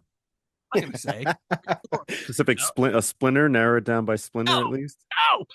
Read it all. Read it all. Okay. If you read the lore, you'll know. Are we getting it sounds like there's potentially some new abilities Yeah. that are coming. Rick Loneman will get a new ability. This card that I'm talking about that's already in Rebellion will get retroactively get a ability. Who's the other card? The other card gets a new ability as well. So Wait. So one of the Rebellion cards, core cards, will get What? an Did additional I say that? ability. No. Shh. Oh shit. Yes. All right. No. Beautiful. Yeah. So one of the Rebellion cards will retroactively get a new ability that will synergize with Rick Loneman's ability, and the rare card also gets a new ability. So you'll see. Right. Well, maybe Right. we can put out a little. Do you want to put a contest on this one, Joey? Who can call it out the soonest? Encourage I some don't- lore reading. What do we want to give away? Can we give away something? Am I Sure. giving away something? Giving away I've something. got a bunch of Chaos Legion packs. I'm happy. That's why I bought them. Give stuff away All right. for things Got like 4. this. I've been selling all my stuff in Vine Rebellion, but if you want to Okay. give something away, I'll tell you after the show, and you can give away some packs to whoever guesses. Sweet. We'll put it on Twitter. We'll tag you. Sweet. Maybe I can't. Wait, but before I say that, let me check with Nate, my boss. I don't want to get fired because I gave away some alpha. Maybe one. You get some people to guess, and then I'll find out when I can let you know. How's that sound? Okay. Fair enough. What I don't know if it was released, the elements that Rick Loneman is of. I think we saw the card artwork. I think it's Life Earth. Life Earth. Okay. And that may not be released, but I'll just tell you. It's fine. Cool. So with respect to, we saw the what's her name? The auction card. Death and the auction card. Mhm. Eloise the Hollow. Have you seen all the Yes. You've seen all the sets for that? Okay. Yeah, the new abilities look awesome. Definitely a little bit of a gamble, but she looks very, very cool. That card took a lot of testing. That we went through so many iterations of that card. I mean, she sucked. She was good. She was too good. She was. I think we got the right balance now. It took a lot of work. Call me Tim and Eulid. My hats off to them. I think they came up the right balance for that card, and it's gonna be pretty cool. It's not too much. It's not too little. It's just right. Said Goldilocks. Well, the abilities look amazing, man, and it's definitely a bit of a gamble. I think anybody who does get after the auction card is going to be, thanking themselves when Force Field gets retired or rotated. That's one of the. I guess she is eligible to be played with Cryptic, right? So you could kind of get around the Force Field stuff, but yeah, I loved the reason I brought that up is I love seeing the Earth Death is what it was, right? So Earth. she's Death Earth. Death Earth. Yeah, so she's able to be played with any element, right? You could play her with Tofu and break out the Iziar and the Adelaides and yeah. So with respect to Conclave Arcana, are you guys thinking to offer the synergies that aren't available with Rebellion? Yeah, Meaning, I think that's Call Me. I don't want to put words in his mouth, but that's what Call Me Tim has talked about. And so let me just pull up so this is my spreadsheet, and nobody said, hey, this is good or this is not good. But what I think we're gonna do, again, it may change. Fire. Where are we? No, that's Rebellion. Let me scroll down to Conclave Arcana. Fire, water, earth, death, life, fire, death, life. yeah. So I think that's what we're doing. That's just Joey talking. Could be wrong. Could be right. Who knows? But I made a little, spreadsheet to show what we have now, what we don't have. That's my best guess, and that's what I'm planning for until told otherwise. And are you guys trying, I think that the starter pack, I think we got to acknowledge Matt embracing a lot of what, I'm not going to give credit to the community for coming up and kind of pushing the conversation of, hey, we need different types of packs available in shops, but the community was pushing for, hey, we need different types of packs in shops or in the shop. And the starter pack is, go ahead. I said, is that where that came from? I didn't realize that. I just know it was brought up during one of the team meetings. Yeah, well, I don't know, but I know that the community has been pushing for that for a while, and Dave specifically has talked about that a number of times. I like that idea a lot. Creating like an evergreen type of pack where it's just be soul bound. You can level them up, and maybe eventually introduce a way to unlock them so you can sell them, but a way for players to get involved without a commitment in terms of money would be cool. That's what most NFT games that I play do. That's what gacha games do, and they're super successful. You can't make any money off of Clash of Clans or what's their tower defense game? Clash Royale. Yeah, Clash Royale. I played that a lot. You don't make any money off of that. People play it like crazy. So let's create a starter set where people can level up their cards and play and have fun and realize how cool Splinterlands is before making a cash investment. Yeah, I love the Matt included the idea of bundling a spellbook purchase with a starter pack, which is brilliant. And I think, my anticipation is that we will see all of the element summoners that you just referred to, so life, death, fire, earth, whatever, available in both the common summoners to fill the gaps that currently exist, as well as the legendary summoners. But with specific regard to the starter deck, that gives you a really good chance to have pretty much all you need to really lean into and enjoy the game, because there's common summoners on the board. There's assumedly going to be a new batch of rare summoners on the board. So just general observation and appreciation from Matt, kind of taking that idea, running with it, and expanding on it a little bit. Mm-hmm. Yeah, I don't know. I'm super excited about that aspect of the game. I think it's a great idea. I wish I knew who came up with it if it came from Discord. But I think it's brilliant. And for Matt to latch onto that and run with it is a great idea. And anything we do we can do to get new players onboarded without having to drop a crap ton of money to play the game is the right direction. I know a lot of people, maybe not a lot of people, but I've heard some people say that you really need somebody who's into crypto and willing to drop a lot of money to make an investment to play this game.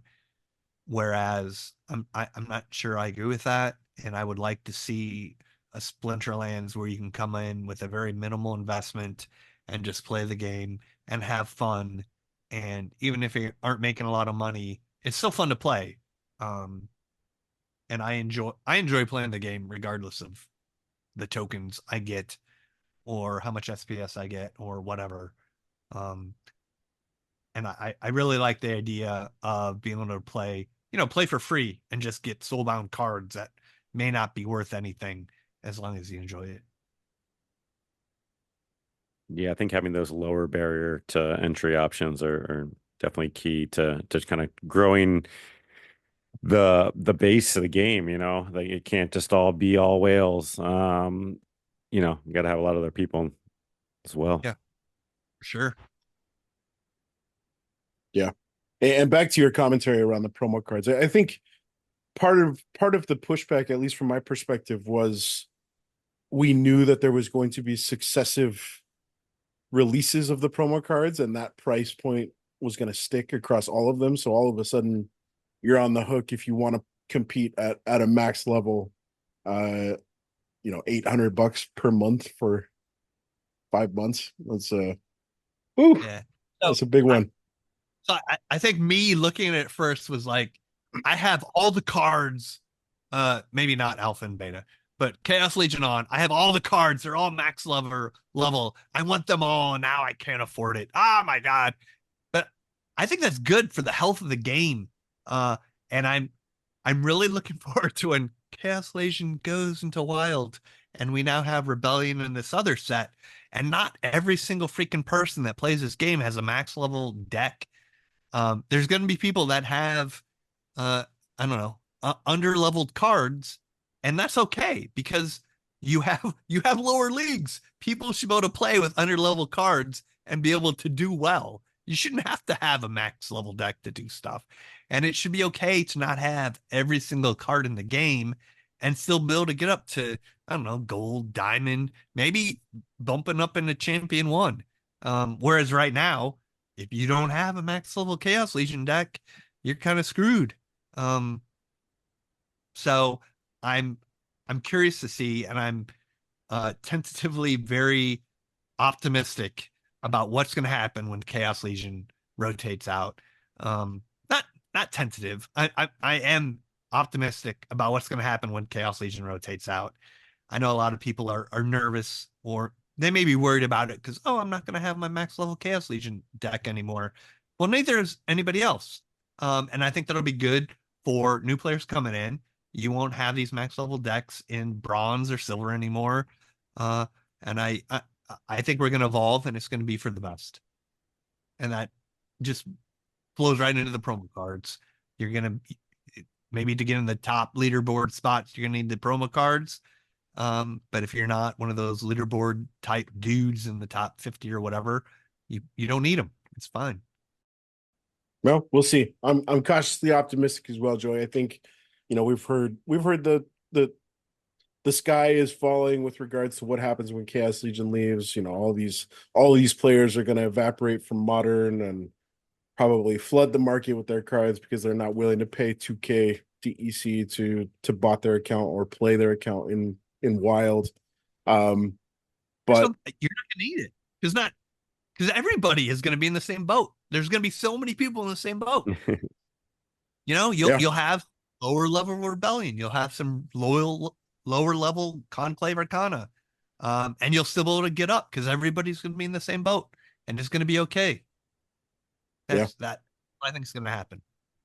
Do you suspect we're going to see a significant push in Rebellion sales now that, I think we've done ourselves a couple of favors with regards to making that a smart bet that Rebellion is going to start moving as we get closer to the end of Rebellion. One is announcing that the next set is coming, and 2 is offering continuing value and utility for Rebellion cards with the Conclave Arcana conflict. So you'll get 50% of your contribution from Rebellion conflict participating cards. So I think we're probably going to see some movement, especially if, I think these promo cards help. You just mentioned specifically that there's going to be a card in the Rebellion core set that's going to benefit tremendously from Rick Loneman. I was pretty vocal in say again. I didn't say tremendously. It's going to benefit. It's going to get ability. Okay. Well, it's going to benefit, retroactively applyability. I mean, it's on the surface, it sounds like it's a big buff. Maybe it's pretty cool. Okay. Well, anyways, yeah, I feel like the smart money is that we will see more Rebellion stuff move out of the shop before it's all said and done. That'd be a guess on my part. Yeah. when the conflicts ended, I saw rebellion prices decrease. I was wondering what was going to happen, but they did. Specifically, there's a few gold foil cards I was looking at, and I was like, oh, the price went down, so I bought them up. That was kind of neat. I don't know if I was they're going hoping to. tofu's price was going to go down, but that didn't happen. So Oh my No God. way. You got to buy You ever packs said for that one, Happy. that Ugh. meme from I forget the name of the TV show, but he shaves his beard and he's like, "Oh, I've made a horrible mistake because it's all tan underneath." You ever see that meme? no. No. Uh, Sometime get in Discord and do the GIF and type in Okay. a horrible mistake, and it's from Arrested Development. Okay. He shaves his beard off, and it's all not that. That's how I feel about tofu. I made a horrible mistake. So the card was fine without. It was probably overpowered without thorns. We probably should have just done it without thorns. And I feel kind of bad because I was one of the ones who pushed to add thorns to it because there's a lot of community sentiment about the card being underpowered when in fact it was probably fine. Well, I think it's still, I think I mentioned it to you, Joey, in the card collectors chat. I would love to see Snare reworked. I think one of the biggest issues is that Tofu has bloody True Strike against any flying monsters in perpetuity, even after the opposing monsters have been snared. And then And that's one of the things. I don't know. Can I bring this up? I'm just going to. Yeah. Rob, but yeah, sure. Bob brought this up in testing today. Actually, was removing that True Strike from Snare because right now Tofu gets True Strike against Rescroll draft, no matter what the card is. Hey, True Strike. Sorry, Squirrel. It's kind of ridiculous. But at the same time, I'm looking at cards like God, I'm horrible at remembering the names now for some reason because you make me nervous. The dragon from Chaos Legion with super high speed and phase and void. Void Void dragon. Dragon. Void Dancer. Yeah, Void Dragon. Yeah, void dragon. So if you can't snare that dude and get True Oh, Strike, yeah. you're never gonna hit it. So I'm He's like, gone. oh crap. Yeah. So I'm not sure getting rid of True Strike from Snare is the right answer. Maybe it is. Maybe that's the direction we'll go. But I'm a little concerned about that Void Dragon. Well, I think Snare catching the flying monster the first attack makes sense. But then once the monster is on the ground, it's not You'll never hit the Void Dragon again after you've snared it. It's so freaking. well, that's fine. You got to bring True Strike. There are monsters that have True Strike. Right, maybe. Like there's a neutral 4-mana ranged rebellion card that I almost never see played, but I like to play it in raged rule sets because it's got the true strike. And I'm fearful of the Void Dragon, there's the epic rebellion dragon that goes warp speed too in enraged rule sets. And you're never going to touch him unless you got True Strike. So that would be my preference is just remove snare after the monster has been snared, and then it's attacking on the ground and still subject to the standard hit rate calculations. I would almost rather just get rid of snare from Tofu. Just get rid of it. I don't know. I would too. Do you think people would lose their minds if you're paying? I mean, I think Tofu is still badass. Like there's no way around it. I think we made Tofu too powerful. And I think people would be cool with getting rid of snare would be fine. Yeah. All right. Cool. Well, we just passed the 2-hour mark. Joey, is there? Yeah, time just zips by here. Anything else we want to clear up? We want to offer some insights on. Hep, you got any other questions burning holes in your pockets? I do. Venka the Vile is the name based on the character Venka from the Poppy Wars series. No. Okay. I don't know. Joey, I don't know what that. Yeah, I've I don't know if you have you read those books, or I don't know if you. No, it's Okay, must be coincidence. Sorry. that's quite all right. It's figured I've always wondered since I read the book, and I was like that series. Finished that series up recently, and if my mind I was like, oh, I wonder if yeah, but I mean, all right, so there you go. what's the story called, Hep? The Poppy War is the first book. Um, it's like a fantasy series kind of set in China. And her It's name not is really China, but it is basically China. And it's kind of about like the Opium Wars. is her name Um, book? what what's that? Is her name Venka in the book? There is a Venka in the book. It's not the lead character. It's a um like secondary character, but Is she vile? she um I don't know. I don't yeah, kind of. Her and the main character have a antagonistic relationship at least through the first book, but then they So um Venka's original name was Venka the Black. But I think someone had a problem with the name because it sounded racist or something. I'm not Oh sure. boy. We changed it to Venka the Vile, which probably sounds better. But I don't. I mean, what's wrong with Venka the Black? I didn't have a problem with it. She's not. It wasn't supposed to be racist. But I do think Venka the Vile She's probably not even sounds black. no. Her skin is purple, right? Or something. Black is. I mean, if you look it up, it can mean bad. Dark is how I would interpret it. Evil. like her soul or like yeah. And I Yeah. think Venka the Wild has a nice ring to it, so Yeah. I'm so cool. Yeah. Something to be said Okay, for the well, alliteration. that was the question that was burning the Yeah, so I'm trying to remember. I think Dan Beasley actually named Venka. So maybe he actually got it from that. I don't know. And now he's gone from the company. So Now we'll never know. Send him this episode, Joey, and ask him if he wants to come on, talk shop. Does he still play? Does he play the game? he does. He's in my guild.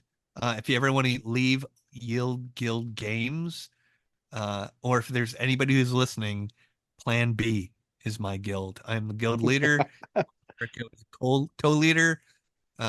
We get on, we have a lot of fun, we give away thousands of dollars to our members, and there's usually naked men and women dancing around in guild chat. It's amazing. If you want to try. Way to sell Plan B, dude. I love it.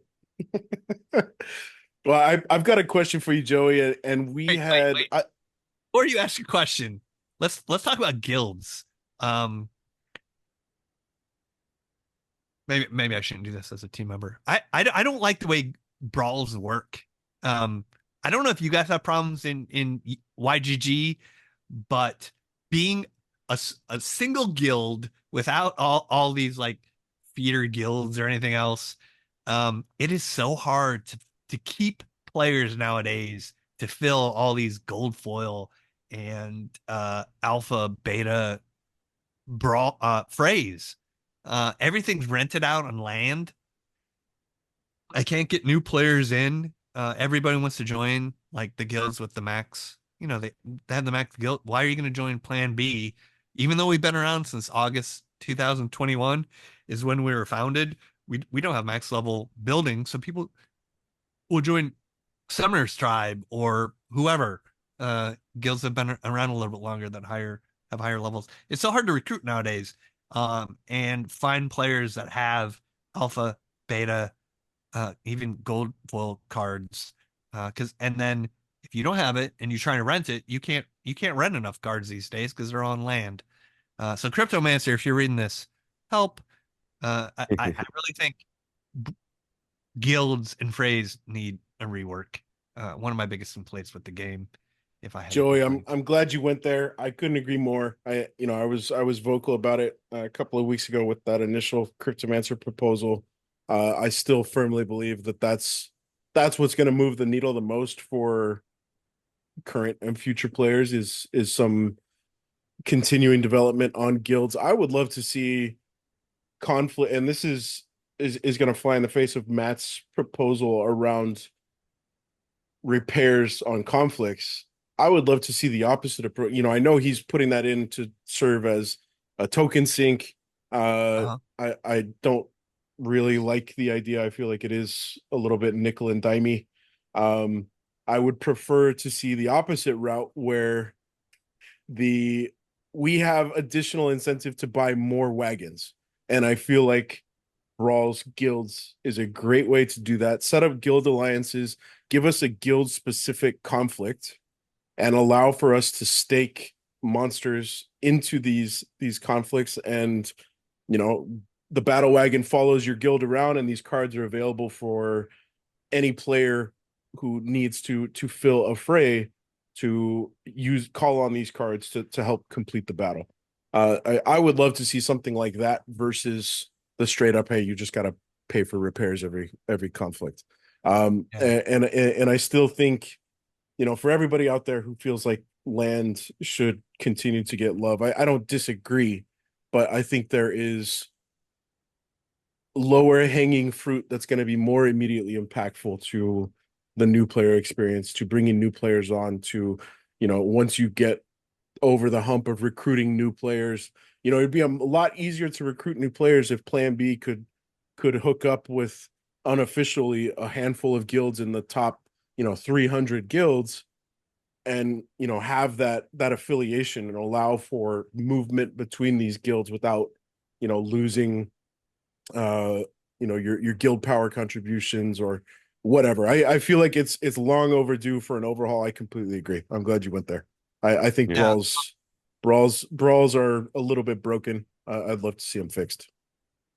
I think about it, if we want to track like a gaming guild to come into the game, like YGG, if they came in nowadays, the cost is so prohibited. If a guild to come in and be able to get to tier 5 and be able to fill all these frays, you can't rent the cards anymore. They're all on freaking land. You can't even fill the frays anymore.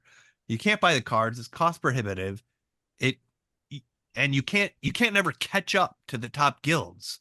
So if you compare it to a game like World of Warcraft, right? You can come in, some gaming guild. I think all gaming guilds probably play World of Warcraft by now, but say they didn't. If you came in, you could catch up. You could become a top guild based on skill. But you could never catch up in Splinterlands, just because of the way the game's set up. You need crowns. You'll never get enough crowns to become number 1. You will never have the cards to become number 1 unless you somehow convince somebody from one of the top guilds to leave the top guild and join your guild, which is kind of impossible. So that's frustrating. Giving away thousands of dollars and offering all sorts of naked dancing bodies, and that's a good start to that, Joey. Unfortunately, that was all a lie. I don't just have me. I would take my shirt off if you joined my guild. That's all I can offer. Has there been all the any? count, I'd sign up to see that. No, I'm just kidding. I want to take my shirt off.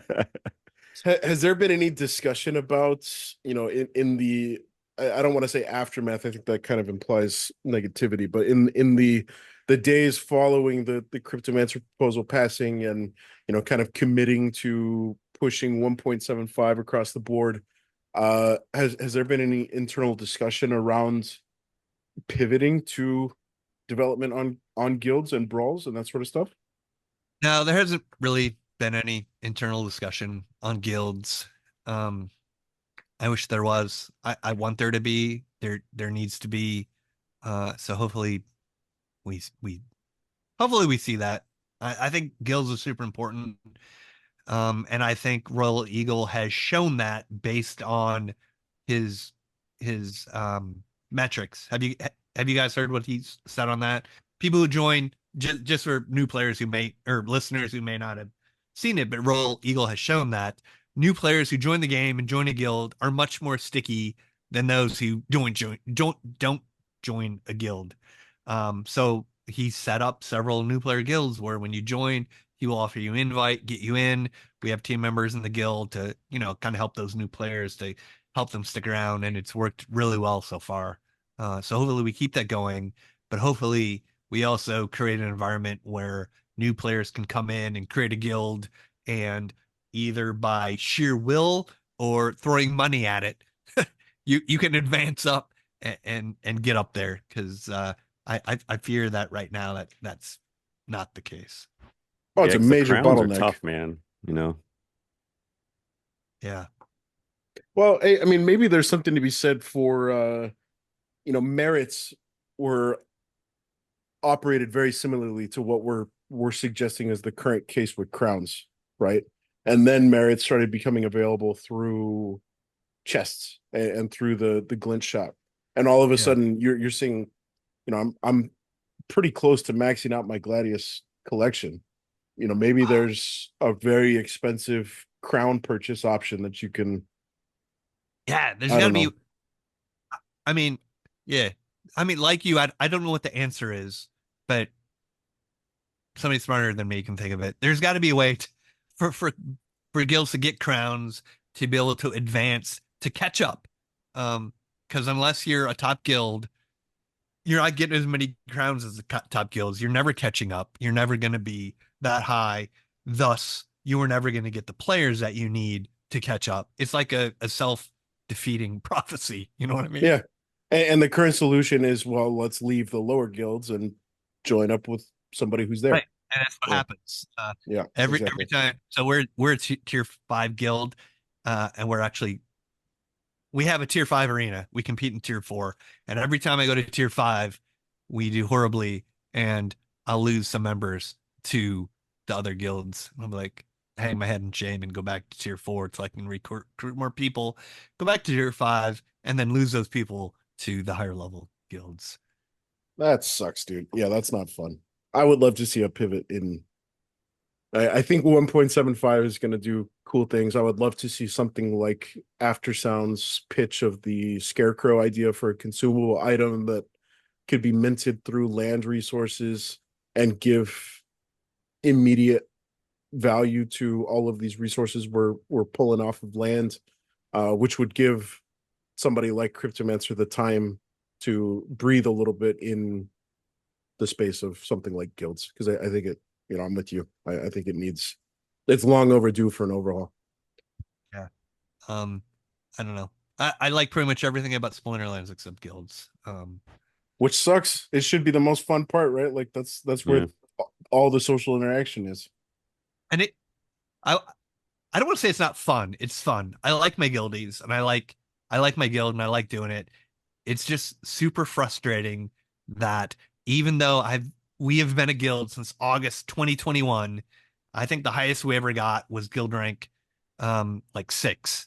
But every time we get up there and we try to advance farther, we'll lose a member to a top tier guild that has been around since the beginning that we can't catch up to.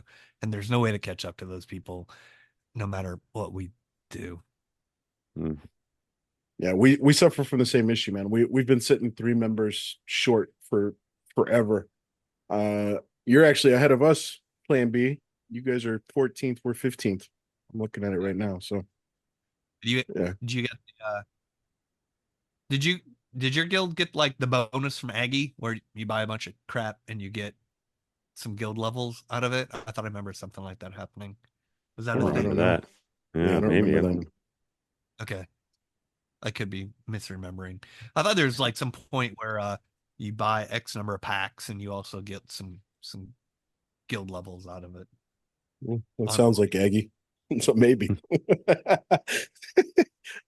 Well, okay, let's shift gears and get you out of here, Joey. Last time we had you on for an episode, we talked about your boys that inspired Rekla and Rush.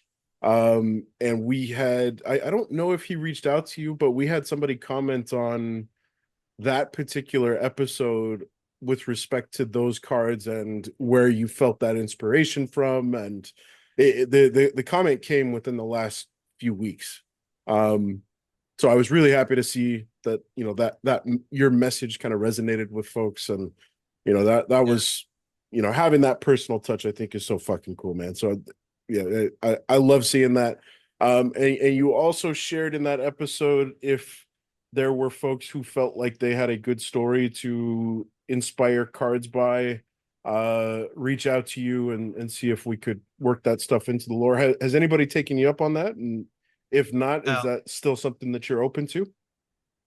Nobody has. I would still be open to it. I don't want to just be like, hey, my brother's kind of cool. Can you make a card about him? I would like some kind of story and something with heart. I would appreciate. BreakingBenjamin. Well, no, that's not my. Let me look at my Discord real quick. I'll say it. I think it's Joseph John Fiction. Is that my Discord? God dang it. Joseph.John. Yeah, Joseph. Thanks. Joseph.John on Discord. Shoot me a message. If it's like, heartfelt. Something with a cool story that you think will resonate with the people that play Splinterlands. I'd definitely be interested in making a card about something like that. As far as Reclaw goes, I don't know if I told you guys this, but I sent the card to his mom. I reached out to her on Facebook, and I was like, "Hey, I made this card for your son. I'm really sorry. We're really good friends. I never met the lady, but she was super appreciative.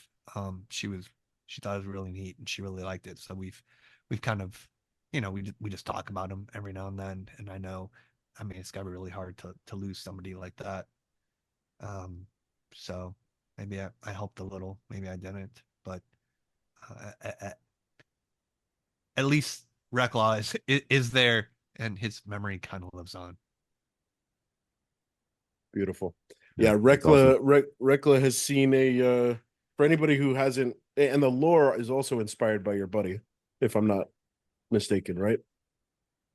Yes. So when I talked about Rick Loneman, the Mud, I played that multi-user dungeon is what Mud stands for. I played that with Reclaw. Alan was his real name. But Reclaw was his character. We were in the same guild together. Rick Loneman was one of my characters. So that's his character was named Rick Loneman. I'm sorry, was named Reclaw Kayan. And that's where the lore for that character came from. He wasn't undead like the character in Splinterlands. That's something that I created based on his, he's passed away in real life, so I kind of played on that, I guess, if you will. Beautiful. Well, I'm happy to see that Rekla is more meta than ever before. If you haven't taken the time to read through the lore and kind of wrap your fingers around what Joey's referring to now, take a moment and head on over to the lore page for our boy Rekla, and enjoy the story. Yeah. Cool. All right, Joey. Well, as always, man, absolute pleasure hosting you, dude. Hopefully you retain your job. I feel like every time we host you, we kind of wrap things up and say, let's toss a prayer up for Joey's ability to retain employment once this thing goes live. Do we do that last time? I think we've done it every time. I'm still here. I'm still hanging on. Yeah. Well, you've got your bets hedged, man, making yourself the last of the narrative guys. So it's tough. I miss you, Cal Jericho, Dan Beasley. I need you. Bring him back. Man, I would love to be gonna get a you complete me. Complete me. Awesome, man. Dude, I love that you're you wear your heart in your sleeve here, Joey. I think it speaks to how badass of a team we've got, and the camaraderie and the community that exists, not just on this side of the fence, but also internally with the team. You're very obviously missing your buddy Cal Jericho and kind of pushing this stuff across to the finish line. And I just want to acknowledge that it's really fucking cool to see, man. Yeah, I hope we can get him back. And it's not just Dan. I'd love to have Dan back, but the rest of the team is awesome too. If I only loved Dan, I'd probably leave with him. But Nate is incredible. I'm not just saying that because he's my boss. I would not be part of Splinterlands if Nate wasn't an awesome dude to work for. He is incredible. The support team is incredible. I look at the support team and I just like, oh, it's support, but there's so much more. Royal Eagle, Rosemary, and everybody else that is on there. I'm just like, wow, these guys are support. They do so much more. Everybody does so much more than they signed up for. The devs, the card designers, Bob and Eulid. You guys see Harry Investigator on the town halls. But man, that guy, he's so deadpan, but he just knocks shit out. It's incredible. And I'm so proud to be part of this team. And Matt, the reluctant CEO, stepping in and just getting things done. And he's passionate, but he's a what do you call it? Not he's such an introvert. So it's neat to see him, and he's not like oh like get out and get this done. He's like introverted about it, but he's passionate. So I don't know. It's a unique dynamic, and it's fun to work for him and to listen to him talk, and the way everybody works together, just to get everything done. And even though the team is so much smaller than when I started, I feel like we're doing so much more. Which is it's like a double-edged sword. I work a lot harder, I get paid less, but I still enjoy what I'm doing, so I'm still here. And I'm hoping someday I get paid more and all our assets are worth a lot more. But in the meantime, I'm enjoying it and I'm super optimistic just because of the dudes and the gals to my left and to my right, because I know that this is an incredible game, an incredible team. And we just need to make that push. And I'm hoping Blaze helps us get the visibility that we need. I'm hoping that crypto takes off.